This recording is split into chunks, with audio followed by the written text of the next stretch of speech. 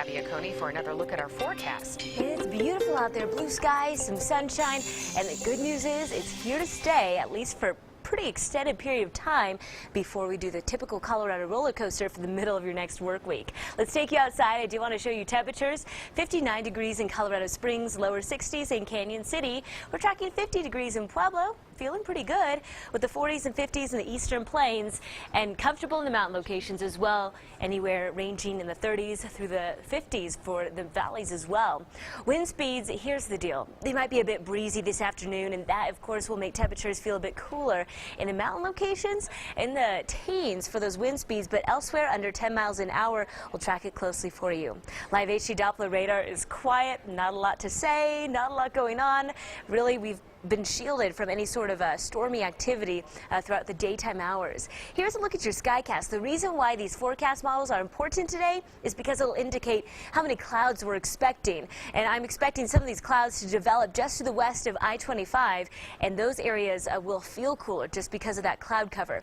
Later on tonight, after the sun goes down, some of those clouds will help make temperatures feel warmer during the overnight hours. So it's kind of that contrast that we see. Here's 9 p.m. If you're heading out in the town, those clouds continue to develop and track to the east, and so overnight temperatures will be actually pretty mild because of some of these clouds. We're looking at overnight lows dipping into the 30s across much of the region. So temperatures will be a bit of a challenge this afternoon in areas that will see clouds just because it'll feel a bit cooler. Lows overnight tonight, like I mentioned, ranging in the 20s and the 30s, will be the mid to upper 20s for La Junta as well as Lamar, 30 for Springfield, with overnight temperatures chilly for both Gunnison and Alamosa. As for tracking when to wash your car, I know that this is just kind of a practical way of looking at our weather pattern the next several days. Over the weekend, go ahead and wash it. It'll really last. Monday and Tuesday, I'd say wash it, and then we're tracking the opportunity for some snow. Take a look. I do have an update that I want to share with you. Tuesday is actually when we're tracking the next opportunity for some rain and snow to start really late on Tuesday. We're talking after the evening commute, so it shouldn't impact that, at least the timing that we're looking at right now.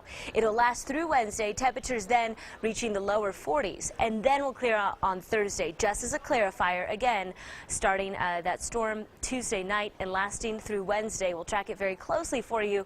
Of course, give you some of the exact snow totals we're anticipating, again, closer to that time. Daytime temperatures, here's the focus. Everyone's eyes Friday, Saturday, and Sunday. Temperatures rivaling previous record breakers on Friday, so we'll track it very closely. Overnight temperatures mostly in the 20s and 30s. In Pueblo, 74, what we're reaching tomorrow. A same case on Saturday. We cool things down slightly on Sunday. So Saturday, the best day out of the two over the weekend for any sort of outdoor activities. I'm leaving out the chance for that precipitation on Tuesday in Pueblo just because it looks like the storm will be a bit too far north. Canyon City, it's possible they could see some flurries and sprinkles late Tuesday night, lasting through Wednesday. And those daytime temperatures before that time period in the 60s and 70s. Then we're going to drop to the 40s on Wednesday. And finally for Teller County, 55 Friday's high, tracking the 50s on Saturday, cooling to the 40s Sunday. Here's the deal. Temperatures on Tuesday look pretty comfortable, ranging, I just showed you temperatures above the norm, 48 on Tuesday in Teller County.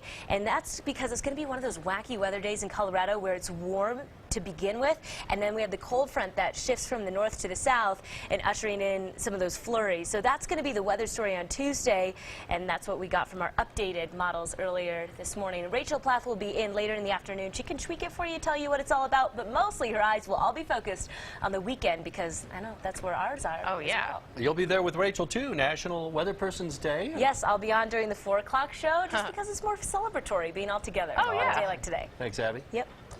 Well, Britain's Prince Charles is fighting back against a